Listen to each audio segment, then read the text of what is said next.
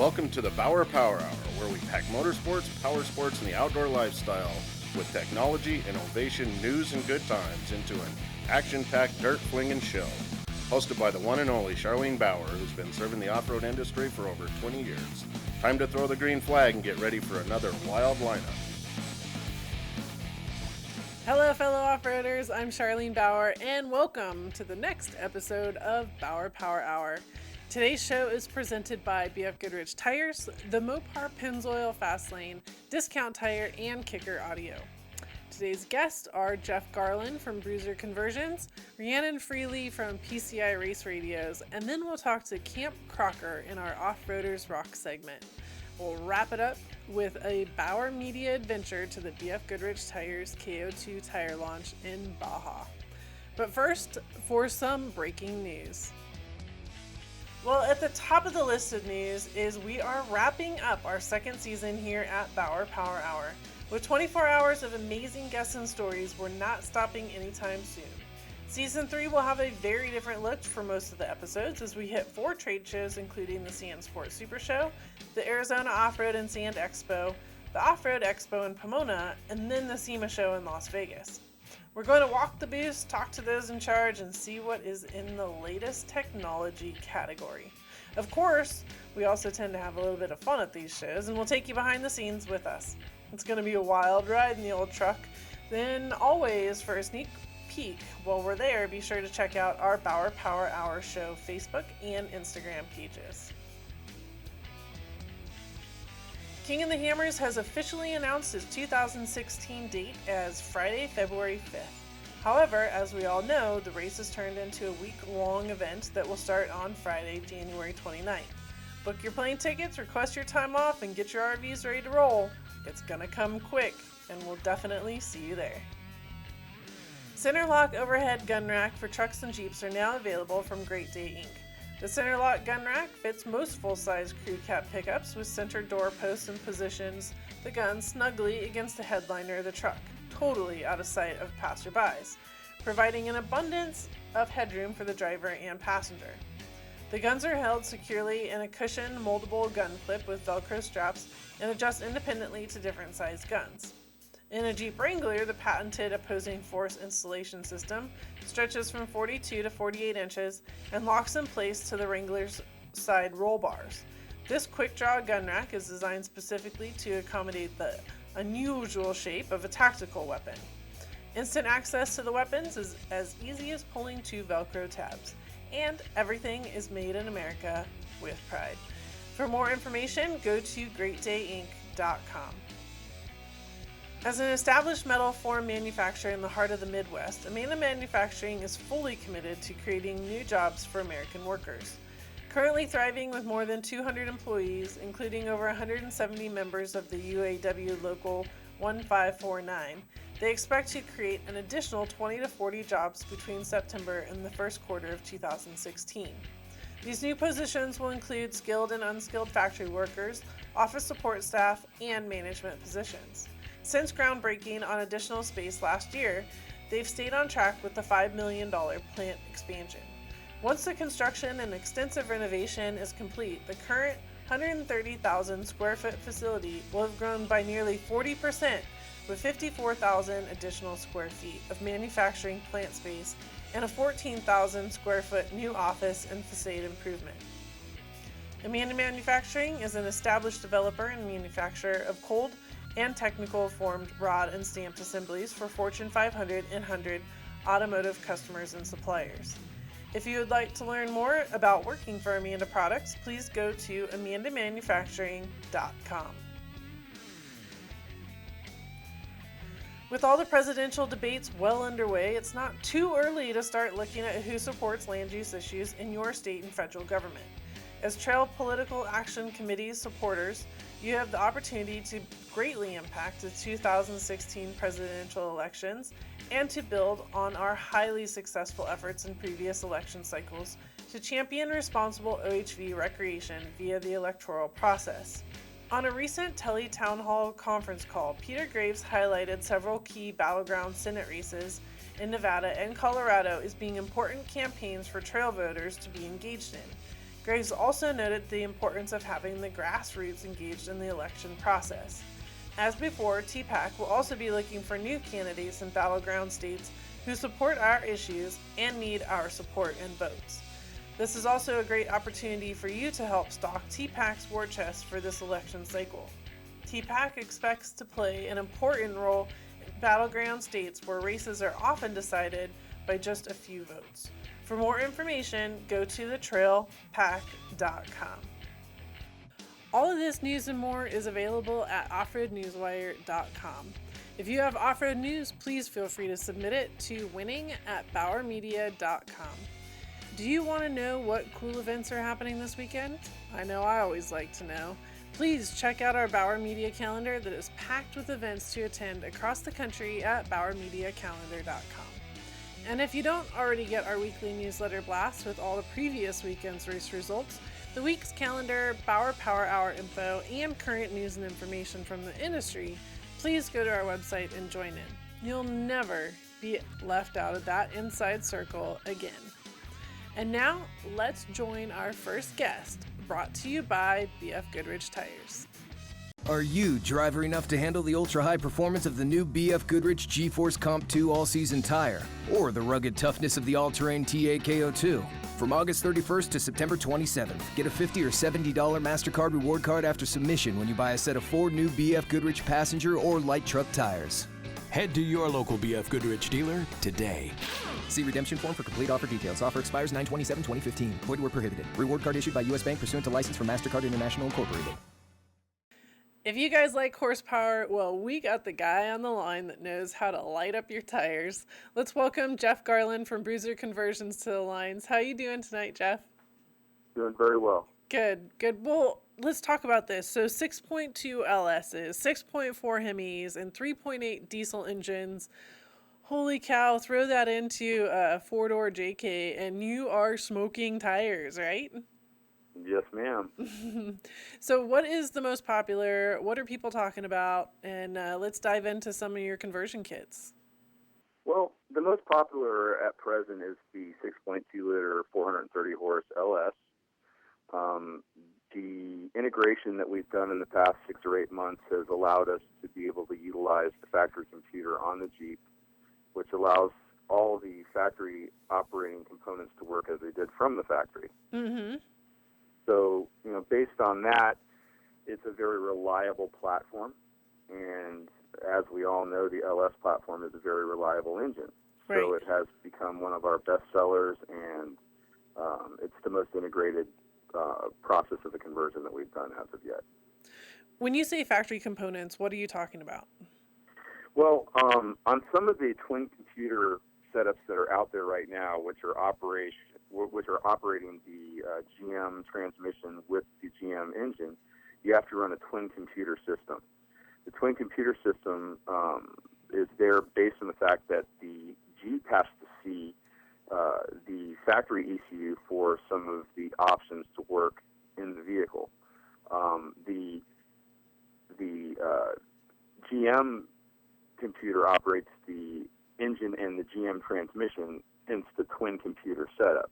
What we've done is we've integrated the LS to be operated by the factory computer in the vehicle so that the factory options that come with the vehicle operate with the vehicle, such as tap shift, remote start, all the AC functions, Prindle, which is the park, reverse, neutral, and drive and low range. When you're tap shifting, you actually see what gear you're in on the dash, fully functional, as it was a 3.6 against the AW580. So that makes it very convenient. Like it is a drop-in, and you have the options and the opportunities all right there. Correct, and the diagnostics as well. Yeah. When you have a twin computer system, you have 2 OBD2 ports. Our system only has 1 OBD2 port, and it functions with generic diagnostic equipment that you can buy at AutoZone. So you can actually get in. If you have a check engine light that comes on, you can actually get into the system and find out what that check engine light is all about and have it fixed or fix it yourself. Cool. So that's your LS model. How many? Oh, you said 430 horse, right? There's 4 different or 5 different platforms, any way you want to look at it. There's a 430 horse, which is a standard 2013 Corvette platform. Then GM Performance makes another engine called a 376 480 hot cam, which is a very popular application in some of our off-road racing, with some of our off-road racing guys. And then there's the 525 horse application as well. Then we also get into some superchargers and some turbochargers, and those are all, basically a one-off application that has to be tuned in our shop. It's not a cookie-cutter platform such as the 430, the 480, and the 525. Okay, cool. Let's roll on up the level, right? So the Hemi conversion. What's our task on that one? What do we get out of that one? Well, the Hemi conversion is basically operated on the same platform as the LS conversion, although it is apples to apples using Chrysler product. We have a 5.7 liter that makes about 375 horse. We have a 6.4 liter that makes 430 horse, and we also have a 6.4 liter that makes 495 horse. So virtually kind of the same platform as the LS. It's all preference based upon what our potential client wants. If he's a Mopar guy, obviously he's going to go for a Hemi. If he's a GM guy, obviously he's going to go for an LS. Sure. And then we get to run the diesel. That's got to be a lot of fun, transferring over to the diesel Jeeps. The diesel is, it's what this all started from. It was my passion. It was something that I thought would be an awesome platform for the JK based on the size and the wheelbase and the amount of torque at a low RPM and rock crawling. And, there's 3 different applications that we offer. We offer the rotary pump, P-pump 4BT, as well as the ISP, which is a computer-controlled common rail application. And then we've also introduced the 3.8 ISF, which is a European platform, Cummins 4-cylinder engine, also common rail, rear gear driven, very quiet, makes a lot of low-end power and can really move the Jeeps up the rocks and down the road. Sure. Good fuel efficiency. So speaking of fuel efficiency, out of these 3, clearly it's probably not nearly as good as just your stock Jeep motor, but of course we don't have a lot of power at the wheels, right, with the stock motor. So which one would I go after if I was looking for that fuel efficiency? The fuel efficiency would definitely be on the diesel side, although some of our LS applications also achieve between 14 and 16 miles per gallon.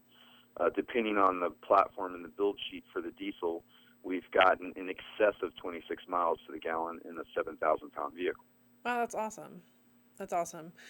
Build sheets. Somebody wants to buy one. How do I go about doing that?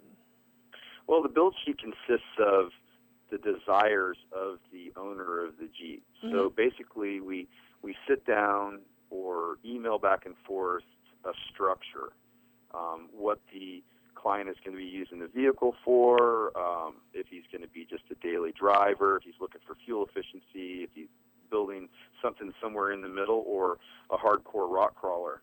It all depends on the customer, and that's how we would produce the build sheet for the vehicle. And you guys don't just, at your shop, you don't just do the engine swap. You also do a lot of other things. Yeah, we're a little bit Jeep crazy. So we get hardcore into depth on body conversions. We do a lot of custom suspension work. We fabricate a lot of componentry that works in conjunction with some of the conversions that we do based on the level of the build sheet for the individual.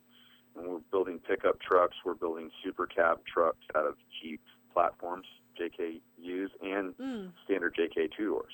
Sure. What are some of the components that people need to take into consideration when they do your upgrade? There again, depending on the build sheet, the things that would be taken into consideration on, let's just say, the diesel side. Sure. If we increase the power of the diesel and the torque of the diesel, we also need to increase cooling capability on air intake temperatures.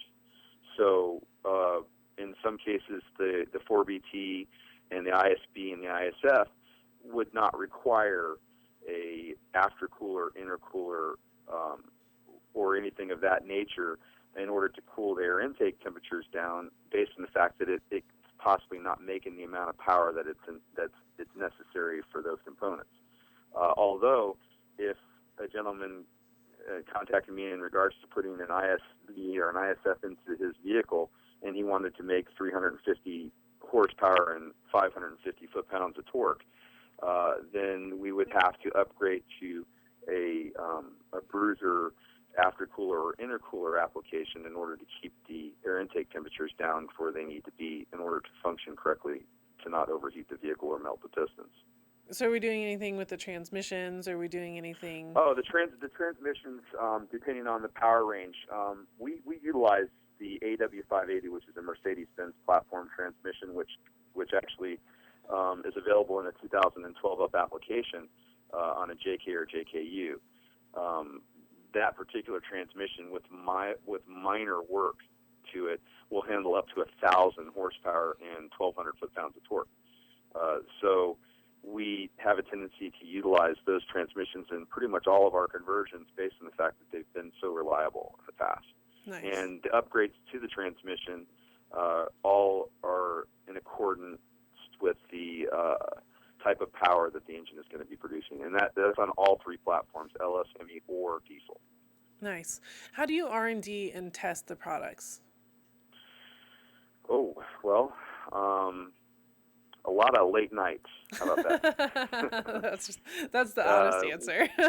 we spend a lot of extra time just because we're so passionate about what we do on our own time. Even some of the guys that work with me, thank God, that love what we do, and we spend a lot of time throwing things at the wall to see if they stick.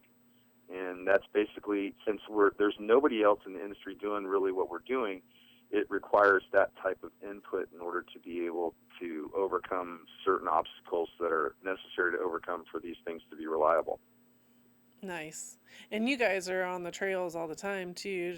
It's not just a daily road warriors. You're on the trails making sure they work at the idle speeds as well.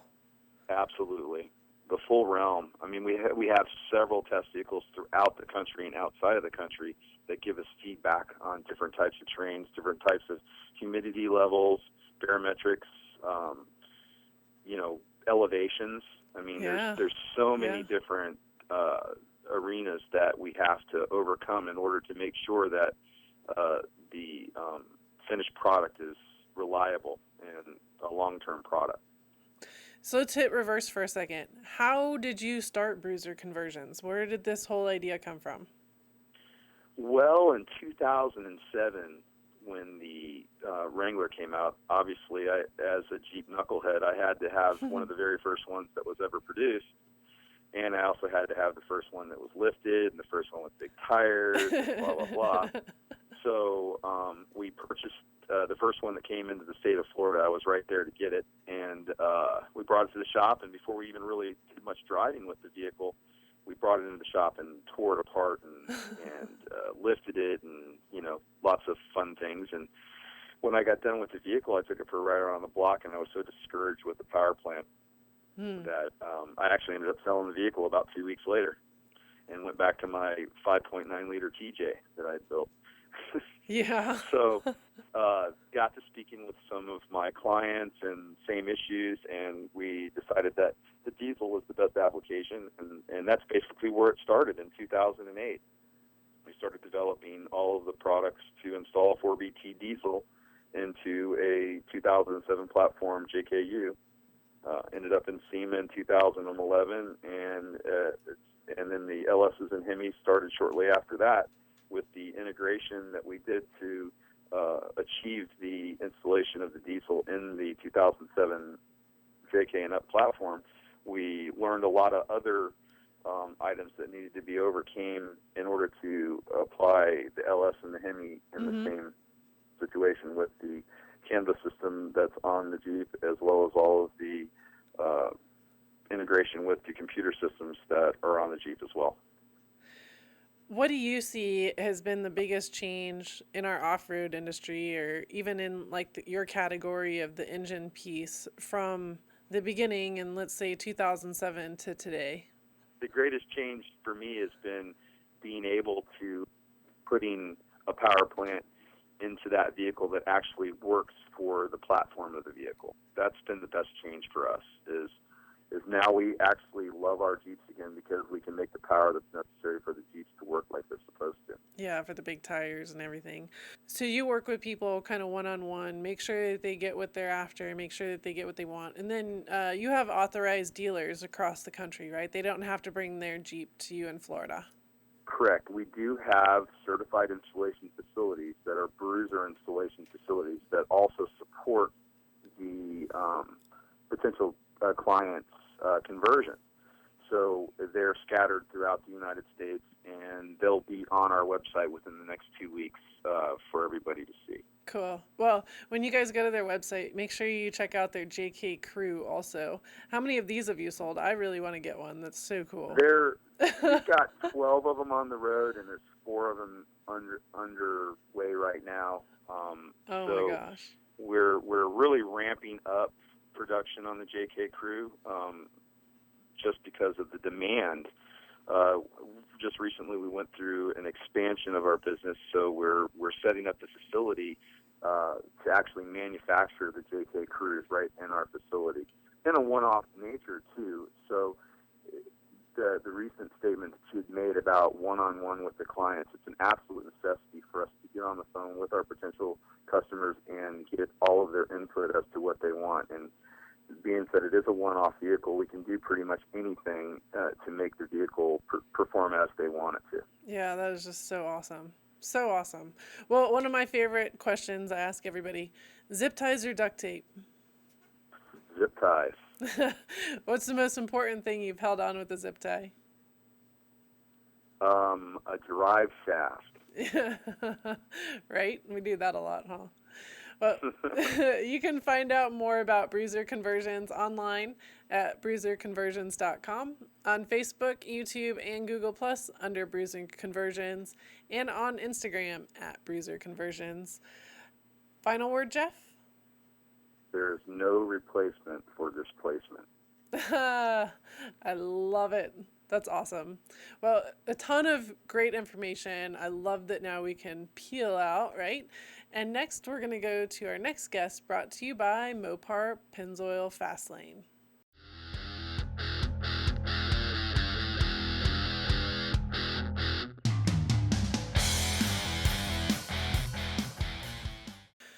Well, I'm excited to have a girl on the line that loves all types of dirt and tires. From 4 wheels to 2 wheels, she knows how to get it done. But that isn't all. She's also a very well-known name and face in our racing community, working at PCI Race Radios. Let's welcome Rhiannon Freiley to the phone. How you doing today?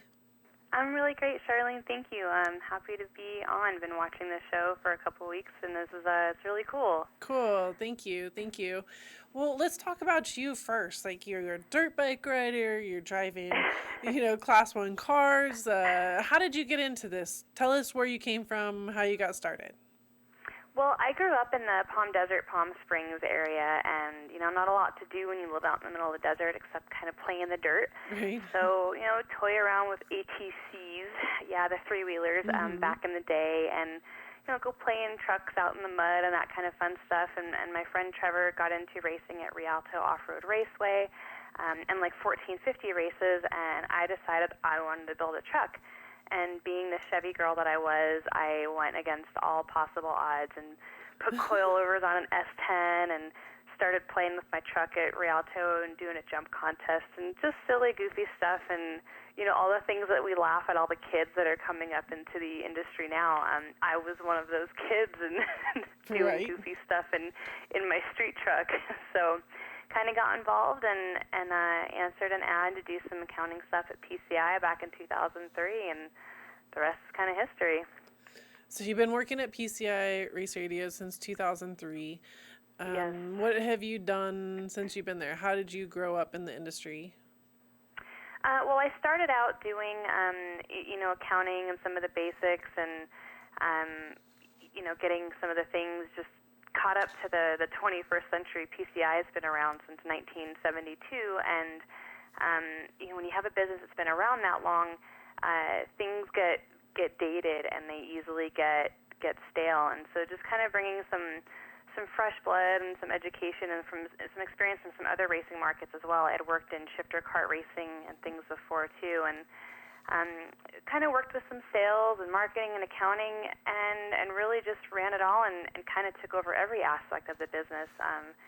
Scott and Bob and Kelly trusted me with every aspect of the business, and it evolved into being the operations manager of PCI, and it's been, I've had my hands in every part of it and been really at the helm of the company since 2006, and so it'll be just about 10 years since I've been the operations manager, and it's been quite a journey in such a evolving industry. Wow.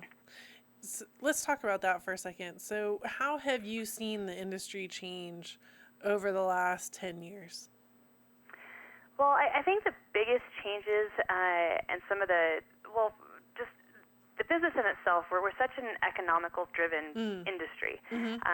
Everyone who loves racing and who loves the recreational side of it, it's driven by the economy and how great things are going. So we, of course, see our ups and downs, like in 2009 when things got really slow.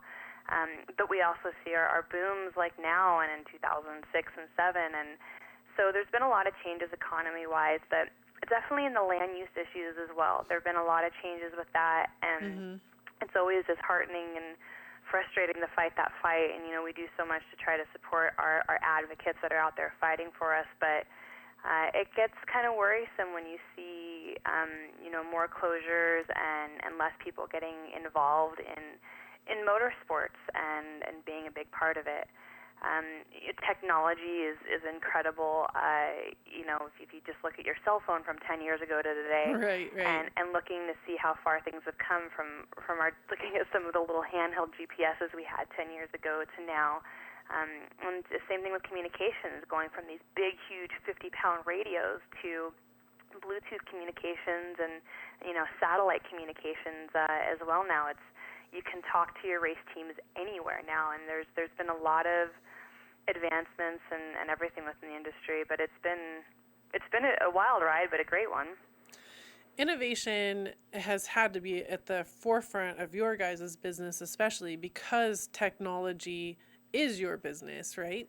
And what are some of the products that you guys have recently jumped onto or seen the need for or are working on right now?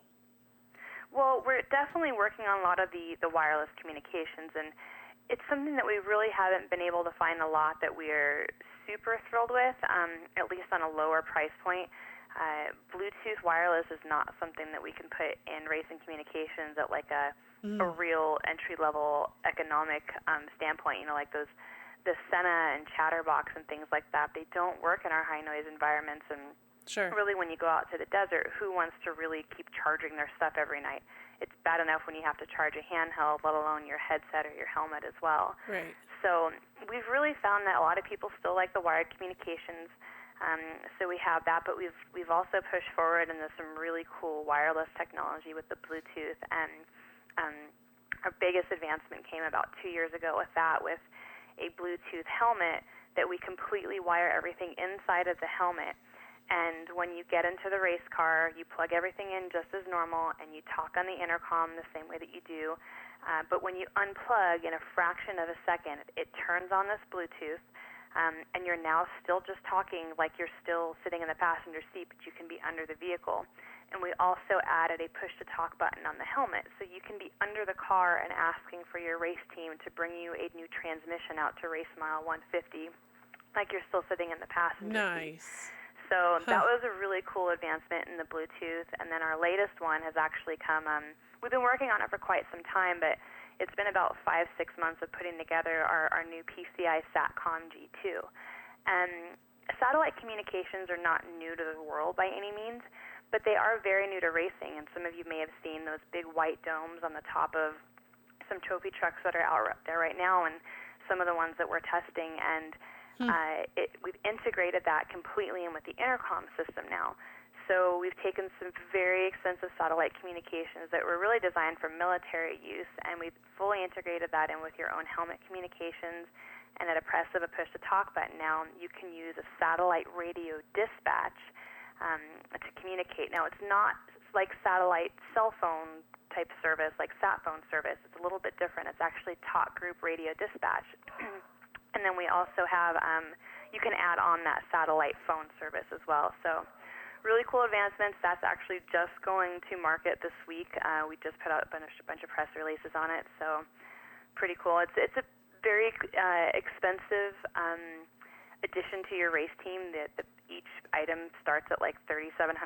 So if you need five units, I mean, you're looking at quite a bit of money. But when you look at some of these bigger teams that are paying to have airplanes in the air all night to give them all-night satellite or all-night radio relay, it makes sense. It'll pay for itself in one race. So really cool advancement in some of the technology.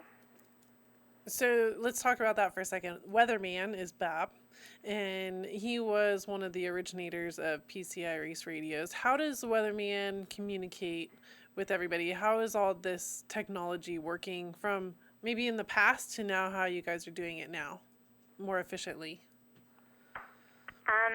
We actually are still doing it the same way we've been doing it for decades with Bob. Bob goes up on top of Mount El Diablo in Baja. It's the highest point in all of Baja, and it's definitely the most cost-effective and reliable way to put Bob up there. PCI actually sponsors SCORE with the Weatherman Relay, and we spend about $20,000 a year in expenses to have that relay take place for SCORE, and that's not including any airplane stuff. Right.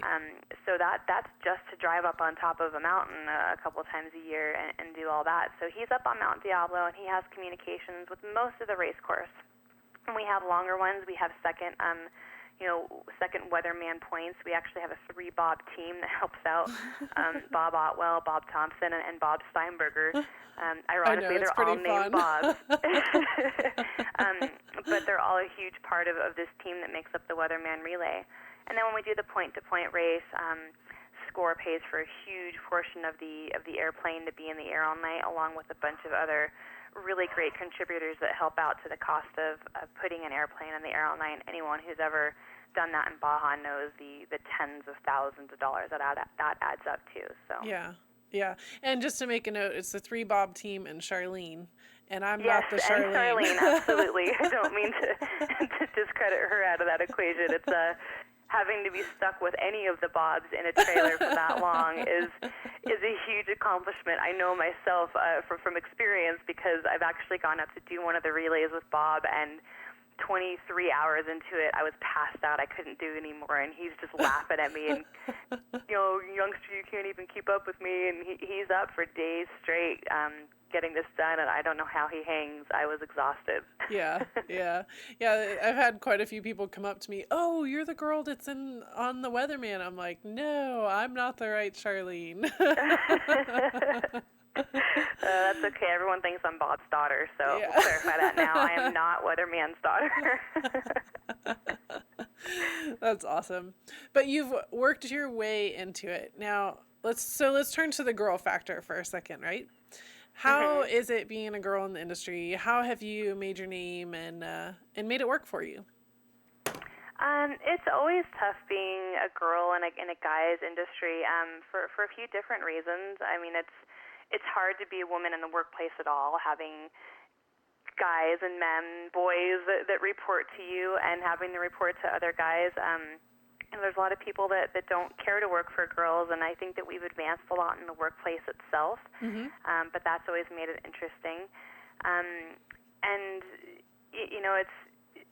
It's a lot of fun to travel to the races and really enjoy everything, but it's hard to be on the road all the time, especially for a girl too, having a dating life. And I always considered it the equivalent of if I dated a guy and he was an instructor at like a cheerleading camp for the weekends. That's what it would be like. The guys have a hard time with, sharing you with 8,000 of your guy friends in the desert all weekend. So, you have to be involved with a guy who's a part of it. But being a girl in this industry is great too, though, because you do get the extra attention. Everyone loves you. Everyone knows you, and it's a lot of fun. I couldn't ask for a better culture and community of friends and business partners, and just the community that this culture and lifestyle has is awesome. I mean, I have like 5,000 Facebook friends, and I feel like I really do have 5,000 friends. We have kind of a carny life, and we're at the races together all the time, and it's great to have so many friendships in the industry. It's absolutely a carny life, isn't it? That's how I feel too. Okay, we'll see you next weekend. For the girls listening, what would be a piece of advice that you would give to somebody that wants to get into the industry, wants to be part of it in a workforce kind of way? Really just to find your niche. I mean, every company out there is looking for smiling, friendly, happy faces that want to be a part of it. And, you know, when I'm looking for employees, I have learned a lot over the interviewing and selection and recruiting process over the years. And really, I sit and ask myself at the end of an interview, is this someone that I want to live in a 10 by 10 box with? Because essentially that's what we're doing. When we're living in the toter home for 3 days at a time at a Lucas Oil race or something, these guys become roommates. And so you want someone who's friendly and fun and easygoing and outgoing and can bring that to your company and bring that to your customers, because really in this community it's not so much of buying a product. It's not a one-time buy from these places. You're developing relationships and you're becoming a part of this culture when you become a customer or when you become a vendor. So just to be a part of it and make the friends and embrace the races. And if you don't like the traveling and you don't like the dirt, then you won't be a good fit for it. But there's lots of places I know within the industry that are really looking for a lot of great people. So yeah, just be likable. And then beyond the work and beyond the desk, you also love the dirt. So you're racing dirt bikes and you're in four-wheel vehicles. Tell us a little bit about your past there. Yeah, the two-wheel stuff is a little, it's not completely new. It is on the level that I've taken it to this year. I've always loved dirt bikes. I've always loved riding. I've never been very good at it. I've only gone a couple of times a year here and there, so I never really got to a level that I was super comfortable. But my fiance talked me into racing this year and decided for my first race that I should race not just a local, like district race, that I should race a national race. So I've been racing national hare and hounds this year, and actually won Barstow, which was 4.5 hours of Barstow Desert Rocks, which was insane. But so much fun, and I'm second in points right now, and I've done really well. I've realized that if you can just finish every race, that you could probably win a championship. Right. There's a few races that conflicted with my four-wheel schedule of being able to go to races and support PCI. But it's a lot of fun. And my best friend, Lindsay Lovell, she works for Dirt Rider magazine. I suckered her into racing this year, too. So it's really been it's just been such a fun thing to go do. We go hang out in Lucerne just like we do in the desert for four-wheel races. We go hang out, we go race and enjoy the community, and it's just been an absolute blast. I haven't done much four-wheel vehicle stuff in the past year, and mostly just because of time. It is, as all of you know, it is so incredibly time-consuming to race a four-wheel vehicle and prep and get everything prepared and logistics and all that is just it's an overwhelming amount of time. And with PCI being the 60-hour-a-week job that it is, racing dirt bikes is doable, but trucks or cars is just, it's almost out the door. It's too much. There was one year I was doing the logistics and managing a trophy truck team. I was racing with Jessica, and I was working for PCI, and it was way too much. So you kind of have to pick one and stick with it, and it's really been dirt bikes for me this year. But I have raced a little bit in the past. I've done some powder puff races. I was fortunate enough to co-drive with Ron Whitten in a Class 1 car. I've been able to co-drive with Steve Olagus in the really amazing F100 Ford truck that he restored and rebuilt, and with Jessica in the pro truck, Jessica McMillan. So lots of fun stories and lots of fun times in the desert, but again, just what we can find time for. Yeah, it's all about time. And you just moved up to Idaho, so you are kind of working a little bit of a different schedule. Yeah, so this is pretty new this year. I got engaged last December to David Como, and he's also involved in the racing industry. He races dirt bikes and used to race for JCR Honda and even for KTM Factory years before that. So he's from Idaho, and he talked me into coming up here. So we actually moved up to Idaho in June. Nice. And I have been so incredibly fortunate to stay on with PCI through the transition, and I'm working from here. My day-to-day responsibilities in finance and a lot of the management and marketing and website sales and things like that, I would kind of hole myself up in my office for anyhow. Right. So being able to have zero distractions up here has been awesome. I'm getting so much done, and I absolutely love where I live. So it's really nice. Skype has become my new best friend. We do a lot of Skype meetings at work and everything, and we actually travel back and forth a little bit. I actually come back down to Signal Hill next Tuesday. I'll be there for 2 weeks to come down to the Stand Sport Super Show, and then I'll do the score race while the guys go to Arizona Off-Road Expo, and then I'll leave just before they head to Off-Road Expo. But we'll be back for the Baja 1000. We come down for the big races, the score races, the big Best in Deserts. We'll be there for King of the Hammers. So back and forth a bunch, and yeah, it's a lot of fun. Sure. One of my favorite questions, zip ties or duct tape? I think I would actually answer that one with what was the word? I forget what it's, like a clamp wrench. Yeah. I raced a reality. Well, I didn't race. I entered the jump contest in my little S10 that I had built, and I didn't have enough money to buy limit straps, and my brake lines were kind of the limit straps for the front end of my travel on my truck. So I ripped the brake lines off my truck, and I had to get back to Palm Desert from Rialto, and I drove it out there, so I didn't have a trailer or anything. So we clamped off the brake lines on the front end and just drove it home with the rear brakes. So I have to say that was probably my favorite tool to use. And then second to that, duct tape for everything. Duct tape is my best friend. Oh, I love Saved me it. a lot in the desert on the dirt bike, too. Yeah, I agree. Well, you can catch Rhiannon and find out more about PCI Race Radios online at PCIRaceRadios.com. and on Facebook under PCI Race Radios. Now we'll go on to our Offroaders Rock section, brought to you by Discount Tire. When you're driving down the road, the last thing you want to think about is tires. Trust Discount Tire to get you up to speed on the right tire for your vehicle. Log on now to DiscountTire.com for the best deals on tires and wheels. We're America's largest independent tire store. Come check us out, and we'll show you why. And remember, if ever you're not satisfied with one of our tires, please feel free to bring it back. Thank you. This is a little bit of an older story, but one that I wanted to bring back up to the light because it's very cool at the time, and it's still cool now. Camp Crocker set up a Vegas vet parking lot build during SEMA for JC. So let's welcome Camp Crocker to our Offroaders Rock section to tell us more. How you doing tonight? I'm awesome. Thank you for inviting me to be on the show. Good. Well, thank you for taking time. So you had this great idea to build a Jeep for JC. How did this start? How did it come about?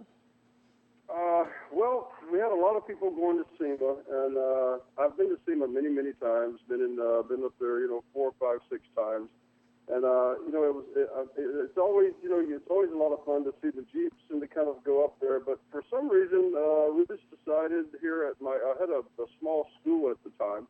And we just decided that we might want to go up and actually build a Jeep for the school and find a particular vet throughout the country that might be deserving of an automobile that was also disabled and might enjoy some of the customization that we might be able to do. So we basically set forth. I got in touch with all my regular players, which is Rugged Ridge, Caraplex, Discount Tire, just a huge list of sponsors to see if they might be on board, and as they always have been.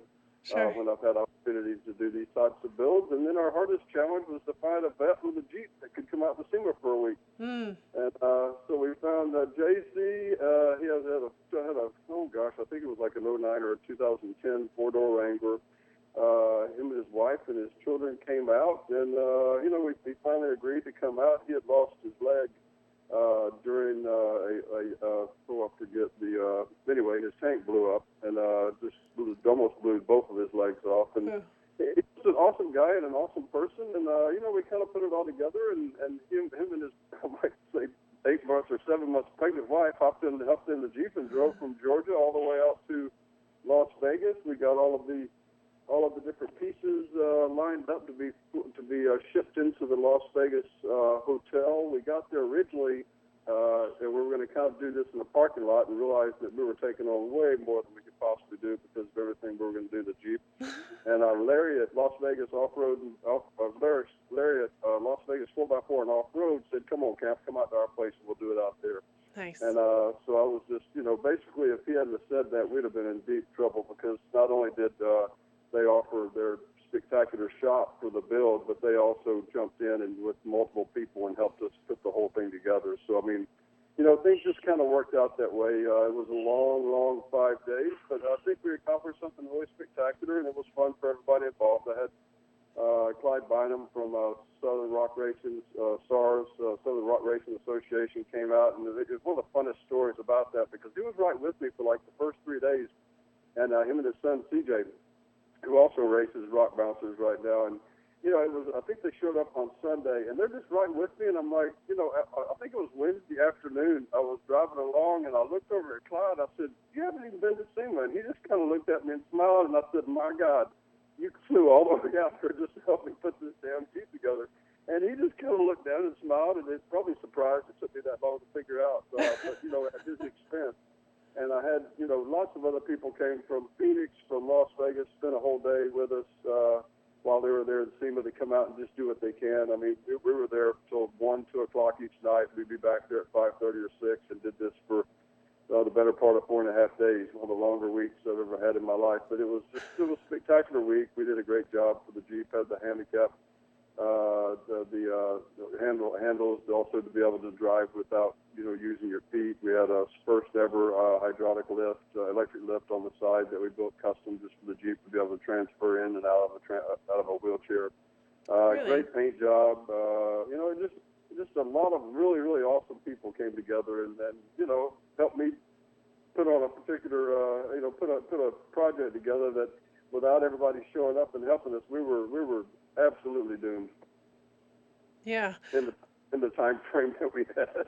Well, I remember coming by the shop for the crawl party and seeing it, and you guys were like still right in the middle of it, and I don't think anybody really took a break, or I think more than a break, you were just using everybody's hands that were there, which was awesome.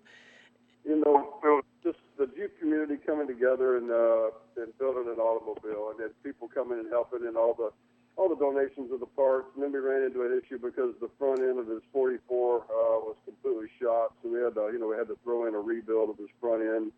It was just a whole series of different things. When we got there, I was trying to find all the parts because they were supposed to be shipped out to Larry's, and for some reason I had 5 pallets of stuff that was at the hotel. And it took me a little while to find those, and we had to gather all the troops and grab a bunch of cars and everything, and somehow get all of those parts back out to Las Vegas 4x4 and off-road. I mean, you just roll with it, and just hope everything works out. It usually does. So it wasn't a big surprise to JC because he was right there working with you, but how did the big reveal go? The reveal went great. The Jeep was spectacular. We did a full custom paint job on the entire Jeep. Did that in a day. That was right towards the end of it. He was there working with us the whole time, so there wasn't a ton of different things that he didn't kind of already know about it. It was just a fun thing to do something for a soldier. Basically he'd been in and out of the hospitals for like nearly 2 years trying to save. They tried to save one of his legs. It just wasn't going to happen there. He nearly lost his second leg also. And we just got to have some, good fellowship with the Jeep community, with the veteran community, and got to do something really cool for somebody, that was part of the off-road community. And, it's just kind of part of what I've had an opportunity to do several times over my off-road Jeep building adventure that I've been on for, years, is just to be able to do something fun for soldiers. That's always been where my passions lie. I've done several soldier builds, and I just love doing it. There's nothing better in the world than, building something awesome for somebody else, doing something really cool for somebody. It's just a treat. everybody should experience it at least once. Do you have anything else up your sleeve right now?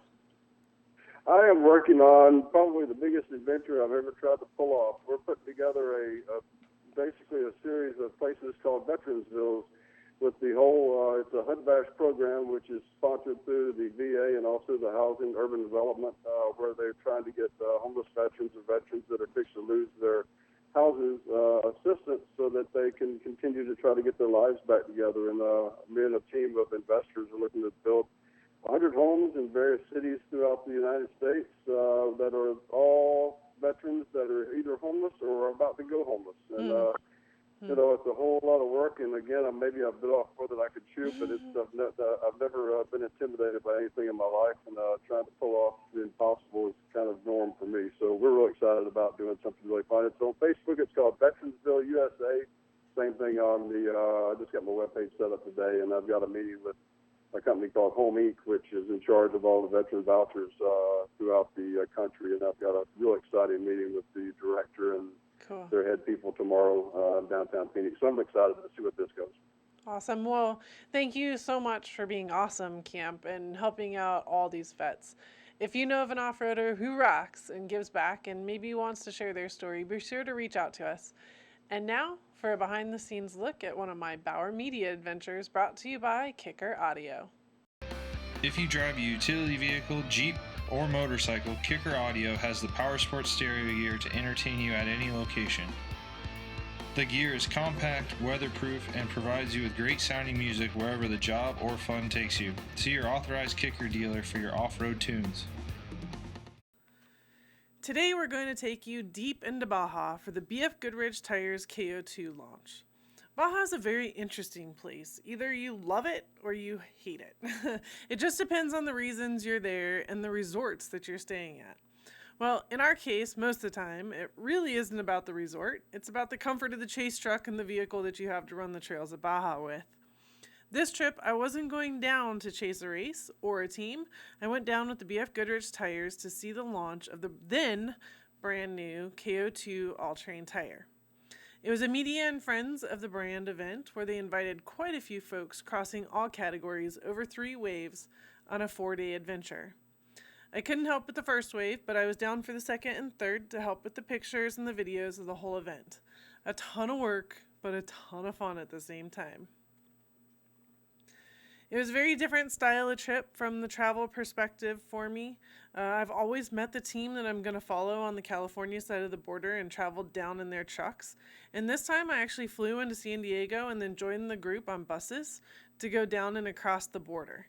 Who knew you had to get off the bus with all your luggage and walk across the border while the bus drives across? That was totally a new experience for me. I'm normally pretty engaged in the driving in the trucks, and when in a huge bus on a tight Baja road, I'm not going to lie, I really tried not to look and blocked it all out by talking with my neighbors, most of which I was lucky enough to know. A lot of good friends. The real excitement started as we pulled up to the gate of Horsepower Ranch and was greeted at the BFG semi with a warm welcome and the opportunity to drive a wide open Baja car and a Ford Raptor. With an instructor, of course. The goal was to be able to put a couple laps down and understand how they worked so we could be successful on the trail the next couple days. I took the opportunity to get in a car and then wandered out into the desert to start getting some photos. When we were all done driving, the bus continued up the road to the iconic Horsepower Ranch for an informational seminar, cocktails, and dinner. By the time we reached Estero Beach Resort where we were staying, definitely it was time to get settled in and get ready for our next 2 days on the trail.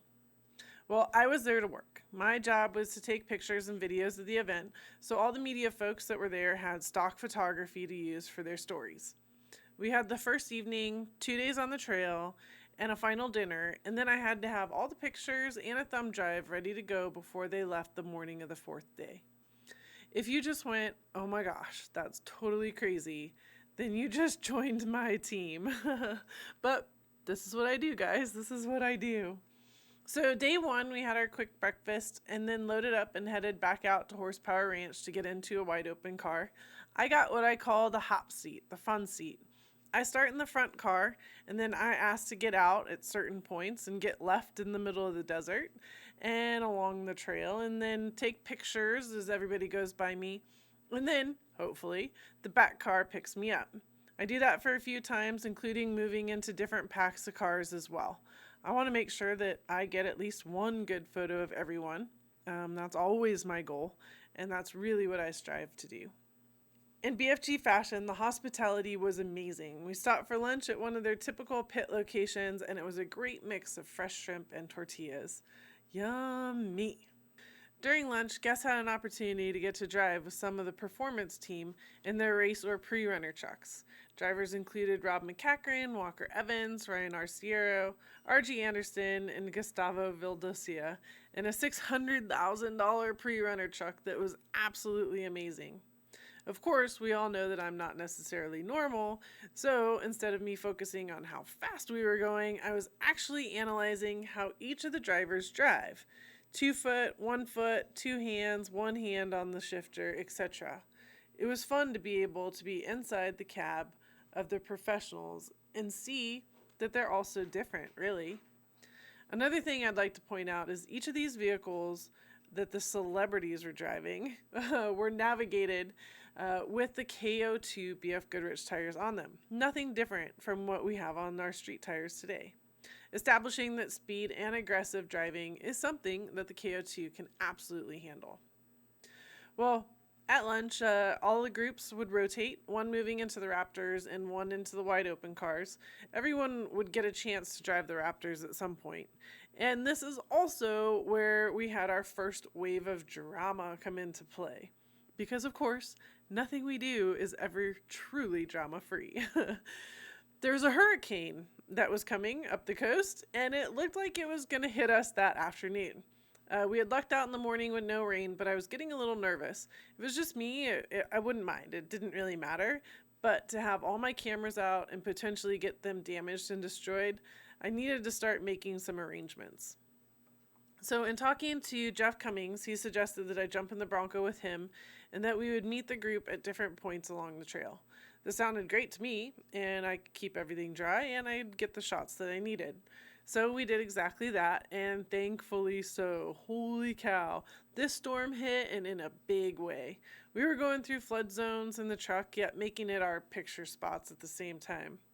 We were headed up the road to Mike's Sky Ranch and waited for the groups to make it to the top. The stories that these guys had from the afternoon were insane.